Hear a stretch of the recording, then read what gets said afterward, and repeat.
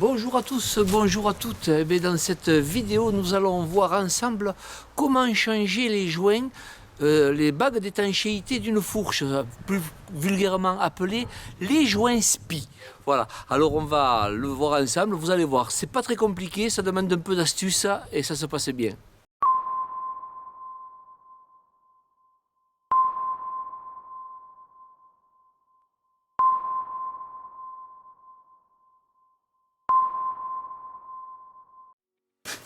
Alors, première étape pour démonter les fourreaux de fourche et changer ces fameux joints SPI de fourche, il va falloir faire quelques opérations préalables.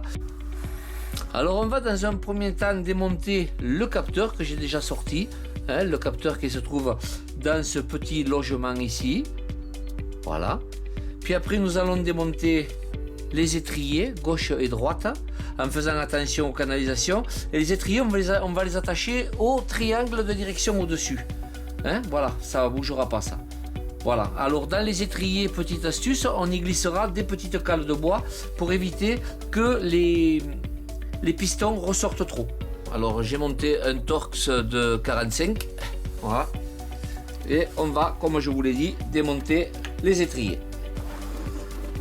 Voilà. Une fois qu'on a dévissé, on enlève l'étrier. Voilà. Alors, on va repousser les pistons un petit peu et on va les bloquer. Alors, on va les repousser en passant un tournevis entre la ferrure de la plaquette et le piston. Une fois que vous avez débarrassé les étriers de droite et de gauche, pour enlever la roue, déjà, il faut desserrer cette vis 6 pans.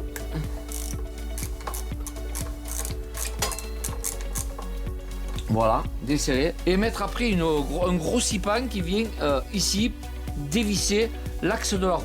Pour dévisser la roue, il faut une douille de 6 pans. C'est la clé de 22 qui rentre là. Là. Et maintenant, avec un carré, on va la desserrer. Alors voilà, comme une douille de... Voilà, c'est desserré. Alors à partir de maintenant, il va falloir caler la moto pour éviter qu'elle bascule sur la vague. Alors vous mettez un cric sous la moto, au niveau du bloc moteur, un peu sur le devant là.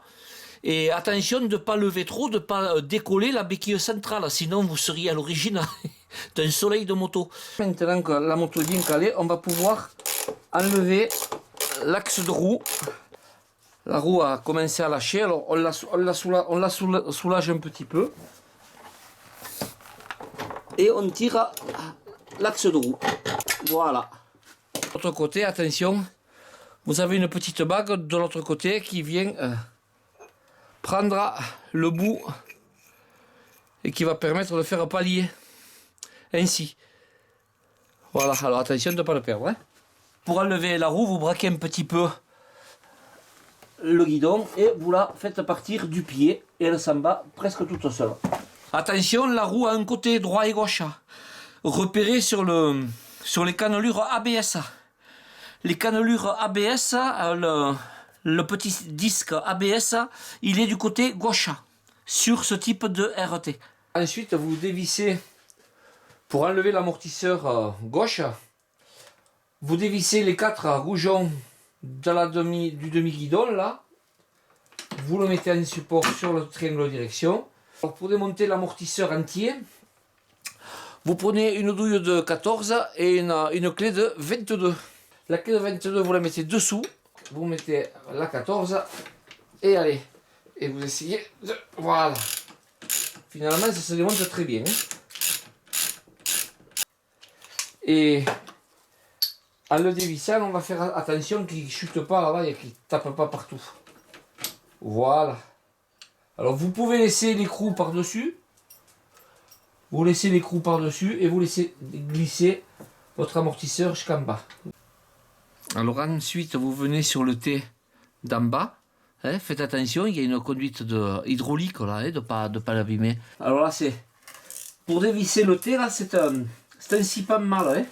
Après, on desserre le deuxième pensez bien, dans le cadre de la sécurité, de mettre une chandelle sous la moto, de façon que si le cric lâche, qu'elle ne vous tombe pas dessus, là, hein, parce que là, il n'y a plus rien qui la tient. Hein. Voilà l'amortisseur, dans toute sa splendeur. Voilà, la prise de roue, et la partie supérieure, c'est une vraie pompe à vélo. Alors on va faire le joint, on va le regarder ensemble. Voilà, une fois que vous avez votre amortisseur, eh bien, le principe, c'est de le sortir, le vérin. Vous voyez, là, vous avez le gicleur de refoulement. Voilà, alors il y a toujours un peu d'huile qui sort, attention. Hein. Après, vous prenez un tournevis, vous passez sous le bouchon. Alors attention de ne pas abîmer la lèvre, hein. On écrase comme ça pour faire un appui et on tire un petit peu. Voilà, et le bouchon vient tout seul. À la suite de ça, vous enlevez le circlips qui retient le joint. Hop là, voilà, il est sorti tout seul là, celui-là. Voilà, et vous avez le joint SPI ici, la bague d'étanchéité, et bien qu'il va falloir faire remonter de la même façon qu'on fait pour le reste, en tournant tout le tour un petit peu. Tiens, voilà. Voilà le joint SPI. On va mettre le joint neuf. Ah, on a du bien. Et on le positionne. Alors, si vous ne savez pas le côté, vous avez ici des écritures, généralement c'est des références et puis les dimensions du joint, hein, diamètre intérieur, diamètre extérieur et épaisseur. Voilà, vous les mettez de façon que ça soit lu par-dessus, c'est-à-dire dans ce sens-là. Alors vous rentrez votre joint à la main délicatement. Je vais m'aider avec une grosse douille, une douille de 41. Avec le culot de la douille, je vais appuyer délicatement pour rentrer le joint. Voilà. Alors on sait que le joint il est en place quand on voit la petite rainure pour remettre le circlips. Pensez-y, si vous avez une douille comme ça, ou alors après avec un tuyau de PVC en, je sais pas, ça doit être du 45. Le circlips. Alors on le positionne, puis on prend une petite pince pointue, enfin une petite pince pour compresser le circlips et aller le mettre dans son logement. Voilà. Voilà, c'est tout. Alors une fois que tu as mis ton joint, que tu as bien mis toutes tes bagues et tous tes tubes et tous tes circlips, moi j'ai fait un petit entonnoir avec une bouteille de plastique, tu vois, je le mets là. Et avec un verre doseur, eh bien, on va mettre 45 centilitres d'huile dans la fourche. On ne met pas n'importe quoi comme huile dans les fourches. Hein. Il faut une huile spéciale fourche à la nomenclature, on va dire standard, SAE 10. Je commence à mettre 20 centilitres, 25 centilitres manquants. Voilà, 20, 25, 45. Quand vous allez remonter votre tube de fourche, le tube supérieur, vous avez ici un petit purgeur que vous allez desserrer avec un scie pas mal. Vous le desserrez de façon que l'air puisse s'échapper. On met le cache-poussière qu'on rentre un peu en appuyant fort. Voilà. Nous allons, après avoir bien essuyé le tube de fourche, nous allons l'engager dans le fourreau. En prenant soin de ne pas abîmer le joint.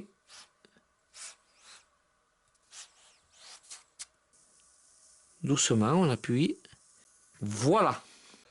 Alors on va passer là où elle était. Alors là, on met de suite un vis pour la tenir. Et on serrera comme il faut après. Maintenant, on va monter le haut de la fourche. On va y faire prendre de nouveau à lui aussi quelques filets, histoire de le maintenir en place et de rapprocher toutes les parties. Et après, on serrera tout à la clé dynamométrique. 4 kg ici. Voilà. 4 kg. Alors, avant de visser les T supérieurs, là, à 2,5 kg, mets l'axe de roue de façon que ta fourche soit bien positionnée avant de serrer.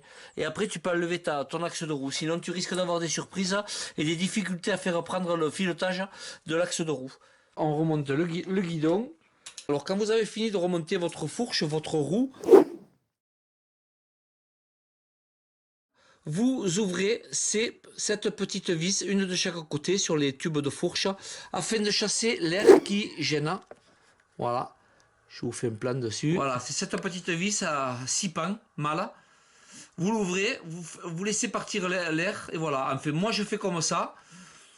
S'il y en a qui ont d'autres méthodes, ben je reste à l'écoute. Je vous fais grâce de tout le remontage, ça se remonte exactement comme vous l'avez démonté. Et bien voilà, on arrive à la fin de notre petit tuto. J'espère que ça vous a été profitable, que ça vous a aidé. N'hésitez pas à me laisser des commentaires, c'est toujours super intéressant. Voilà, à très bientôt sur What Music Animation. Bye bye!